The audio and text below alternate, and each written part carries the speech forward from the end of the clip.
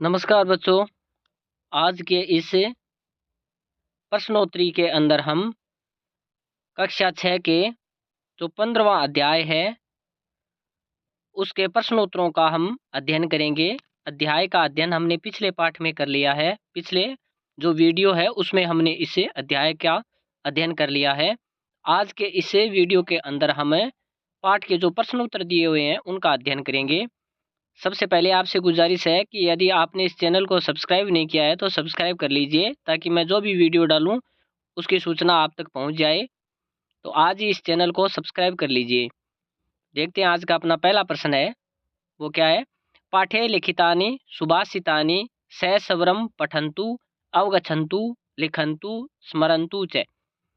पाठ के अंदर लिखे गए सुभाषित जो मधुर वचन है उनका ससवर पाठन कीजिए, उनको समझिए और उनको लिखिए। तो ये तो हमने पिछले वाले वीडियो के अंदर इनका ससवर वाचन कर लिया और इनका अनुवाद भी देख लिया है। आज का जो अपना दूसरा प्रश्न है उसको हम देखते हैं।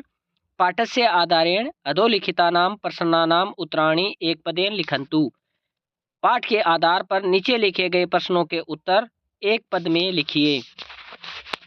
तो अपना पहला प्रश्न है उसमें क्या पूछा है देखते हैं। वृक्षा स्वयं कुत्र तिष्ठन्ति। वृक्ष समय कहाँ ठहरते हैं। तो कहाँ रहते हैं वृक्ष समय, तो आतपे है। आतपे का मतलब धूप में रहते हैं, खुद है वो तपते रहते हैं, तपन में रहते हैं।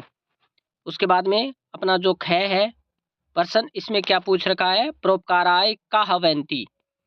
परोपकार के लिए क्या बहती हैं। तो नद्यः यानी नदियाँ। नद्यः यानी नदियाँ बहती हैं परोपकार के लिए। 10 वापी समय है कै बहुती। 10 वापी ही समय है कह बहुती। तो यहाँ पर क्या दिया हुआ है, वृक्षाः, कि 10 वापी समय कह बहुती वृक्षाः। उसी प्रकार अपना गह प्रश्न है, इसमें क्या पूछ रखा है। सत्पुरुषा इव के संति। सत्पुरुषों के समान कौन है। तो सत्पुरुषों के समान क्या है, यहाँ पर वृक्ष है वो सत्पुरुषों के समान है। उसके बाद में अपना नया वाला प्रश्न है। अर्थिनः है केभ्य विमुखा न यान्ति। मांगने वाले से कौन अपना मुंह नहीं घुमाता है, मुंह विमुख नहीं करता है। तो वृक्षेभय या महीरुभय, दोनों ऑप्शन सही है इसमें। वृक्षेभय यानी वृक्ष और महीरुभय इसका अर्थ भी वृक्ष ही होता है। उसके बाद में अपना छठा प्रश्न है। वृक्षाः स्वयं कानि न खादन्ति। वृक्ष स्वयं कुछ क्या नहीं खाते हैं। तो फलानी यानी फल नहीं खाते हैं। तो वृक्ष स्वयं फल नहीं खाते हैं। उसके बाद में हम देखते हैं अपना आगे वाला जो प्रश्न है उसमें क्या पूछ रखा है। पाठस्य आधारेण अधोलिखितानां प्रश्नानां उत्तराणि पूर्णवाक्येन लिखन्तु। पाठ के आधार पर नीचे लिखे हुए प्रश्नों के उत्तर पूर्ण वाक्य में लिखिए, यानी पूरे वाक्य में हमें इन प्रश्नों के उत्तर हैं वो लिखने हैं। तो अपना देखते हैं यहाँ पर पहला प्रश्न क्या है। नद्य किम न पिबन्ति। नदियाँ क्या नहीं पीती है।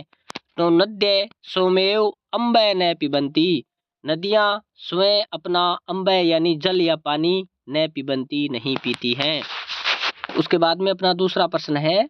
वृक्षा अस्मभ्यम किम किम यच्छन्ति।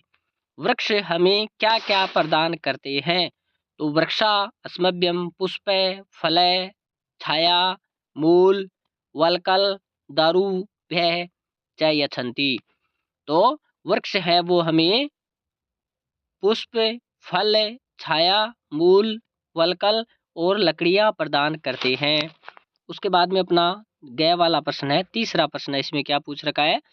इदम शरीरम किमर्थम अस्ति। इदम शरीरम किमर्थम अस्ति। इदम शरीरम परोपकाराय अस्ति। कि इदम शरीरम परोपकाराय अस्ति। प्रश्न में पूछ रहा है यह शरीर किस लिए है। तो यह शरीर परोपकार के लिए है। उसी प्रकार अपना जो घय वाला प्रश्न है। 10 पुत्र समय है कै बहुती। 10 पुत्र समय है कै बहुती। 10 पुत्र समय है द्रुम है बहुती। तो 10 पुत्र समय है, दुर्म है भवती या वृक्ष है भवती, कुछ भी बोलो, दोनों सही है। उसी प्रकार अपना नया वाला प्रश्न है, केशाम विभूतिय है परोपकाराय भवंती। केशाम विभूतिय है परोपकाराय भवंती, तो सताम विभूतिय है परोपकाराय भवंती। किसकी विभूति परोपकार के लिए होती है? तो सताम विभूतिय परोपकाराय भवंती, ये इसका उत्तर हो जाएगा। इसी प्रकार अपना आगे वाला 6 वाला प्रश्न है, अन्यस्य छायाम के कुर्वन्ति। अन्यस्य छायाम के कुर्वन्ति, अन्यस्य छायाम वृक्षा कुर्वन्ति, कि दूसरे लोगों के लिए या दूसरे जनों के लिए, दूसरे प्राणियों के लिए छाया कौन करता है? तो दूसरे प्राणियों के लिए छाया वृक्ष करते हैं। तो ये अपना प्रश्न नंबर 3 है। उसी प्रकार हम देखते हैं आगे वाला अपना प्रश्न नंबर 4 है। इसमें क्या पूछ रखा है? तो क्या पूछ रखा है इसमें, पटिकात उचितानि पदानि चित्वा रिक्तस्थानानि पूरयन्तु। पटिका से उचित पदों को चुन करके रिक्त स्थानों की पूर्ति कीजिए। तो इसमें हमारे सामने ऊपर ऑप्शन दिए हुए हैं, क्या दिए हुए हैं? तिष्ठन्ति, सुजनसेव, विभूतिय है, वृक्षाः, फलानि, 10 पुत्र है, परोपकाराय। इनमें से छांट करके हमें नीचे खाली स्थानों में भरना है। तो अपना पहला ऑप्शन क्या दे रखा है इसने, फलाने अपि प्रार्थाय सत्पुरुषा इव। तो यहाँ पर क्या आ जाएगा? वृक्षाः। तो फलाने प्रार्थाय, फल दूसरों के लिए कौन प्रदान करता है? वृक्षा, यानी सत्पुरुषों के समान अपने फल है वो दूसरों को प्रदान कौन करता है? वृक्षाः। उसी प्रकार 10 हृदय समय पुत्र है, समुद्र में है। तो यहाँ पर अपना ऑप्शन हो जाएगा 10 पुत्र है। 10 हृदय समय पुत्र है, 10 पुत्र समो दुर्मय है हो जाएगा। उसी प्रकार अपना गया वाला ऑप्शन है, सुजन सेव येषाम वे विमुखा यान्ति नार्थिनय। तो यहाँ पर सुजन सेव अपना ऑप्शन है वो सही हो जाएगा। उसी प्रकार गए है इदम शरीरम, ये आगे ऑप्शन दिया हुआ है इदम शरीरम, तो इदम शरीरम परोपकाराय, परोपकाराय ये ऑप्शन यहाँ पर हो जाएगा। उसी प्रकार अपना नया वाला है, स्वयं न खादन्ति वृक्षाः, स्वयं न खादन्ति वृक्षाः, तो यहाँ पर हो जाएगा फलानि, कि स्वयं न खाते हैं वृक्ष, क्या नहीं खाते हैं? फल नहीं खाते हैं। उसी प्रकार अपना छठा प्रश्न है, ऑप्शन दिया हुआ है परोपकाराय सताम, ऑप्शन में क्या आ जाएगा? विभूतिय है, परोपकाराय सताम विभूतिय है यहाँ पर आ जाएगा। जो हमारे सामने लिखा हुआ है इसी को हम नीचे उतार देंगे खाली स्थानों के अंदर। अब देखते हैं हम आगे वाला अपना प्रश्न है, प्रश्न नंबर 5 है। इसमें क्या पूछ रखा है, उदाहरणानुसारम अधोलिखितेषु, उदाहरणानुसारम अधोलिखितेषु वाक्येषु स्थूल अक्षर पदानां विभक्तिं निर्दिशन्तु। उदाहरणों के अनुसार नीचे लिखे हुए वाक्यों में स्थूल का मतलब मोटे अक्षरों के अंदर या मोटे अक्षरों में जो पद लिखे हुए हैं उनमें विभक्ति निर्देशयन्तु, उनमें विभक्ति का निर्देश करो, उनमें विभक्ति आप बताइए। तो अपना पहला ऑप्शन है, इसमें क्या दे रखा है, वृक्षा प्रार्थाय फलानि यच्छन्ति, ये ऑप्शन दिया हुआ है हमारे सामने। तो इसमें हमें पूछ रहा है कि यहाँ पर फलानी शब्द है, इसमें कौन सी विभक्ति है? तो इसमें द्वितीय विभक्ति है। उसी प्रकार ख वाला ऑप्शन है, वृक्षा सत्पुरुषाः इव सन्ति, तो यहाँ पर सत्पुरुषाः शब्द है, इसमें कौन सी विभक्ति है? प्रथमा विभक्ति है। उसी प्रकार गया ऑप्शन दिया हुआ है, दुर्मय है 10 संतान समय है भवती, तो यहाँ पर कौन सा ऑप्शन हो जाएगा? दुर्मय के अंदर कौन सी विभक्ति हो जाएगी? प्रथमा विभक्ति हो जाएगी दुर्मय शब्द में। उसी प्रकार हमारे सामने जो घ ऑप्शन दिया हुआ है, वृक्ष है, प्राणी भय है, काष्ठानि यच्छति, तो यहाँ पर हमसे पूछ रहा है कि प्राणी भय शब्द में कौन सी विभक्ति है?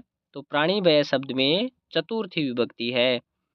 उसी प्रकार हमारे सामने 5वां ऑप्शन है, नद्य है जलम स्वमेव न पिबन्ति, तो यहाँ पर नद्य शब्द है, इसमें कौन सी विभक्ति है? तो नद्य शब्द में प्रथमा विभक्ति है। उसी प्रकार आगे वाला ऑप्शन दिया हुआ है ऑप्शन नंबर 5, सजनानाम संगतिम करोतु। तो यहाँ पर ये पूछ रहा है संगतिम शब्द में कौन सी विभक्ति है। तो संगतिम शब्द के अंदर हमारे सामने द्वितीय विभक्ति है कि संगतिम शब्द के अंदर द्वितीय विभक्ति दी हुई है। इसी प्रकार हम हमारा जो छठा प्रश्न है इसको देखते हैं कि इसमें क्या पूछ रखा है। तो क्या पूछ रखा है, अधोलिखितानाम पदानाम द्विवचने बहुवचने च रूपाणि लिखन्तु। कि नीचे लिखे हुए पदों में द्विवचन में और बहुवचन में रूपों को लिखना है। कि हमारे सामने ये जो ऑप्शन दिए हुए हैं, ये जो पद दिए हुए हैं, इनका हमें द्विवचन का और बहुवचन का रूप लिखना है। जैसे वृक्ष का इसने लिख करके बताया है, द्विवचन में रूप होगा वृक्षौ, बहुवचन में होगा वृक्षाः।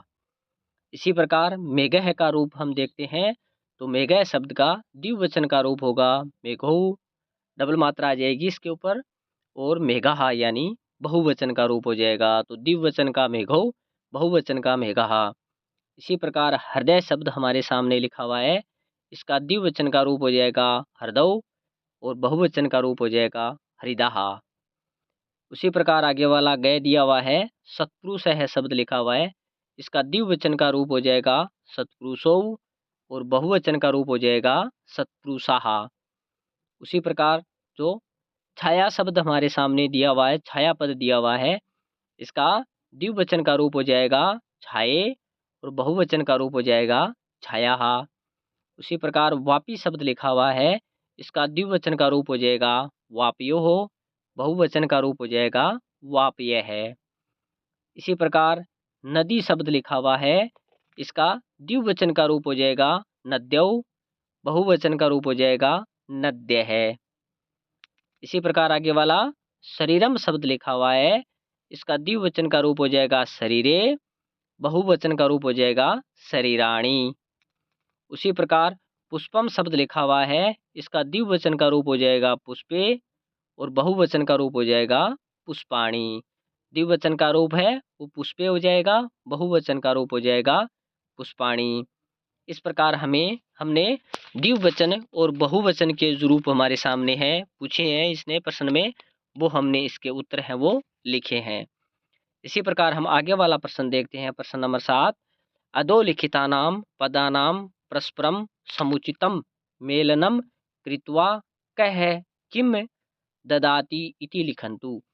नीचे लिखे हुए पदों में परस्पर समुचित मेल करके कह कौन किम किसे ददाती यानी दे रहा है, वो हमें इसे नीचे वाले पदों के अंदर बताना है। तो यहाँ पर पहला है हमारे सामने वृक्ष है, वृक्ष क्या देता है, शुद्ध वायु, कि वृक्ष है वो शुद्ध वायु हमें प्रदान करता है। उसी प्रकार गोह यानी गाय, दुग्धम, गाय क्या देती है, दूध देती है। तो हमारे सामने ये पद बन जाएगा गोह दुग्धम ददाती। ये हम पद बना करके पूरा वाक्य बना करके लिख देंगे। उसी प्रकार हमारे सामने आगे वाला जो तीसरा ऑप्शन लिखा हुआ है सूर्य है, तो सूर्य क्या प्रदान करता है, प्रकाश है, कि सूर्य है प्रकाशम ददाती, सूर्य प्रकाश देता है। उसी प्रकार आगे वाला ऑप्शन है नदी, तो नदी हमें क्या प्रदान करती है, जलम, तो नदी जलम ददाती। उसी प्रकार आगे वाला ऑप्शन गए है, अग्नि हमें क्या देती है, ताप देती है, तो अग्नि तापम ददाती। तो ये हमारा पूर्ण वाक्य बन जाएगा। उसी प्रकार जो अंतिम है हमारे सामने शिक्षक है, विद्याम ददाती, तो शिक्षक है विद्याम ददाती। इस प्रकार हम इस प्रश्न के अंदर कौन क्या दे रहा है वो हमें यहाँ पर वाक्य के रूप में लिख देंगे। उसी प्रकार हमारा 8वां प्रश्न है, इसमें क्या पूछा है कि अधोलिखितानाम क्रियापदानाम लट लकारे प्रथम पुरुषस्य रूपाणि लिखन्तु। कि नीचे लिखे हुए क्रियापदों में लट लकार के प्रथम पुरुष के रूप हैं वो हमें लिखने हैं, कि लट लकार में प्रथम पुरुष के रूप हैं वो हमें लिखने हैं। तो जैसे हमारे सामने है कुर्वन्ती, तो कुर्वन्ती में हमें जब लट लकार प्रथम पुरुष का रूप बनाएंगे तो क्या बनेगा? करोति, कुरुतः, कुर्वन्ति। करोति तो एक वचन में, कुरुतः द्विवचन में, कुर्वन्ति बहुवचन में बन जाएगा। इसी प्रकार तिष्ठन्ति का रूप बनाएंगे हम तो ये बन जाएगा तिष्ठति एक वचन, तिष्ठतः द्विवचन, तिष्ठन्ति बहुवचन का बन जाएगा। उसी प्रकार फलन्ति का रूप है तो फलति एक वचन, फलतः द्विवचन, फलन्ति बहुवचन। उसी प्रकार यान्ति शब्द है, याति एक वचन, याता है द्विवचन, यान्ति बहुवचन। उसी प्रकार पिबन्ति शब्द है, पिबति एक वचन, पिबतः है द्विवचन, पिबन्ति बहुवचन का रूप बन जाएगा। उसी प्रकार खादन्ति शब्द है, ये बहुवचन का दिया हुआ हमारे सामने, सारे शब्द है वो बहुवचन के दिए हुए हैं। हमें इनका एक वचन, द्विवचन, बहुवचन तीनों रूप बनाने हैं। तो खादति एक वचन, खादतः द्विवचन, खादन्ति बहुवचन का रूप बन जाएगा। इस प्रकार हमने कुल मिलाकर के 8 प्रश्नों को, जो अपना कक्षा 6 का अंतिम अध्याय है 15वां अध्याय, उसके प्रश्न उत्तरों को हमने अध्ययन कर लिया है। तो हमने किताब का पूर्ण अध्ययन कर लिया है। धन्यवाद बच्चों।